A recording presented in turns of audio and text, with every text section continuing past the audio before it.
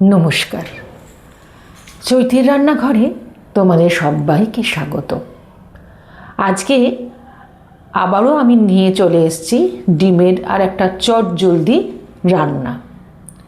ডিম আমরা সবাই ভালোবাসি, বাচ্চা থেকে বুড়ো। তাই এখন এত কাজের চাপ, চটজলদি একটা কিছু বানিয়ে নিই। আজকের রান্নাটা একটু অন্যরকম, বেশ মজাদার। সর্ষে ডিম বা ডিম সর্ষে। দেখে নিই কী কী উপকরণ আছে। ডিম সর্ষে করার জন্য আমি দুটো আলু নিয়েছি, ছোট ছোট করে কেটেছি, পেঁয়াজ কেটেছি, রসুন কেটেছি, 4টে ডিম এরকম সেদ্ধ করে নিয়েছি, আর ছুরি দিয়ে একটু কেটে রেখেছি, আর কারি পাতা নিয়েছি।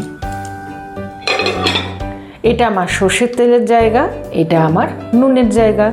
এখানে 3টে লঙ্কা রেখেছি, এইখানে একটা পেস্ট বানিয়েছি।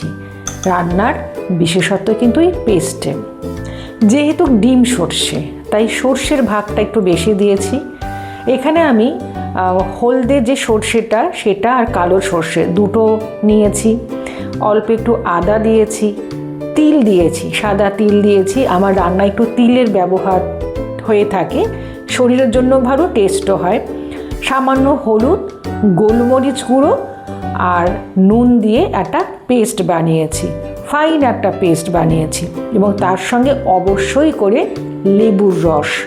লেবুর রসের কোয়ান্টিটি একটু বেশি দিয়েছি, একটু টক ঝাল, নোনতা, একটু ঝাঁঝালো, এই টাইপের একটা পেস্ট বানিয়েছি। এবার চলো রান্নায় যাই। প্রথমে কড়াইতে আমি কারি পাতা, নুন আর কাঁচা লঙ্কা দিয়ে দিয়েছি। খুব বিশেষ কিছু লাগে না, কিন্তু খেতে অপূর্ব হয়। এবার আমি সর্ষের তেল দিচ্ছি। একটা কথা তোমাদেরকে বলি, আমি এই পেস্টের সঙ্গে সামান্য একটু গুড় যোগ করেছি। তোমরা চাইলে আলাদা করে গুড় বা চিনি দিতে পারো, আমি কিন্তু একসঙ্গেই পেস্ট করে নিয়েছি।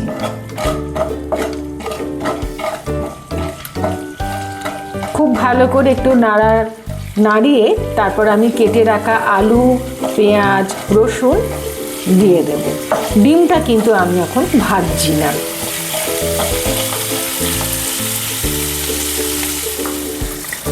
আমি আলু, পেঁয়াজ, রসুন দিয়ে দিচ্ছি। আমি এখানে কিন্তু মুরগির ডিম ব্যবহার করেছি। কেউ চাইলে হাঁসের ডিমও এভাবে করতে পারো, তাহলে তো স্বাদ আরও বেড়ে যাবে।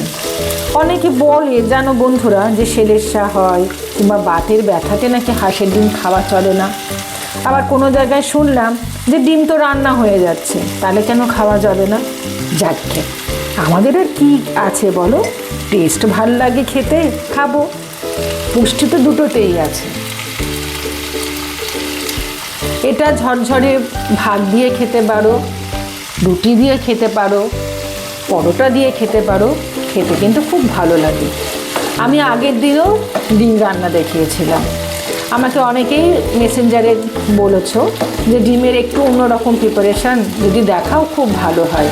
তাই ভাবলাম যে চলো আর একটা প্রিপারেশান দেখাই, চটজলদি যাতে হয়। আসলে সবারই সময় কম তো, আর সবসময় রান্নাঘরে থাকতেও ভালো লাগে না।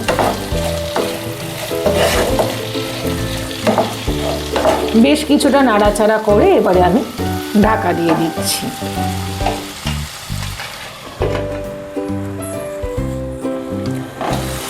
আলু আমার মোটামুটি সফট হয়ে গেছে।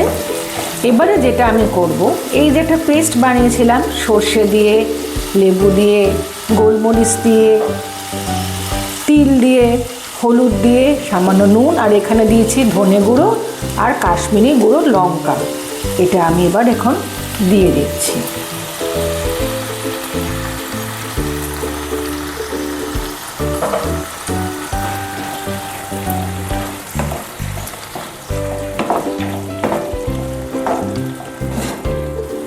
আমি এই ভাজাটা একটু ফাঁক করে নিয়েছি, নিয়ে এই সাদা সাদা ডিমগুলো দিয়ে দিচ্ছি এবং হালকা হাতে আমি একটু নেড়ে দেবো যাতে ভেঙে না যায়।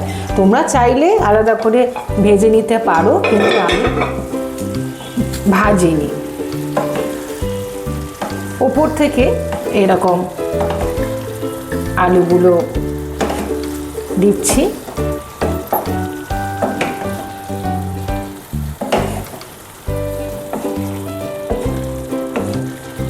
ছুরি দিয়ে কেটে নেওয়ার জন্য ভেতরে কিন্তু মশলা, নুন সবই প্রবেশ করবে।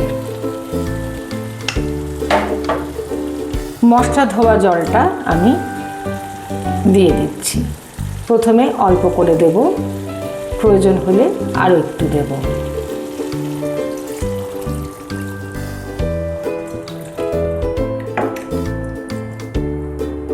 দিয়ে ঢাকা দিয়ে দিচ্ছি। আমার রান্না প্রায় শেষের পথে। আমি এই রকম একটা ঝোল ঝোল রাখছি। তোমাদের বারবারই বলি যে একদিন রেখে দিলে কিন্তু রান্নাটা বসে যাবে।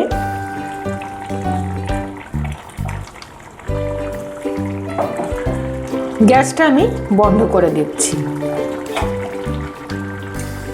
এই দেখো, ওপর থেকে সর্ষের তেল আমি ঢেলে দিলাম। সঙ্গে সঙ্গে আমি বন্ধ করে দিলাম। তৈরি হয়ে গেল আমার ডিম সর্ষে কিংবা সর্ষে ডিম। অবশ্যই জানাবে তোমাদের এই রান্নাটা কেমন লেগেছে। কমেন্ট তো তোমরা করো, ইউটিউবে গিয়ে কমেন্ট করবে, ভালো লাগলে রান্নাটা শেয়ার করবে, সাবস্ক্রাইব করবে। আমি ঢাকা দিয়ে রেখেছি, তোমরা দেখলে আমি কাঁচা সর্ষের তেলটা দিলাম, তাই গন্ধটা যাতে বা ঝাঁঝ যাতে উবে না যায়, তাই ঢাকা দিয়ে রেখেছি। তৈরি হয়ে গেছে আমার ডিম সর্ষে। অবশ্যই তোমরা জানাবে আমার এটা নিজস্ব রেসিপি তোমাদের কেমন লেগেছে।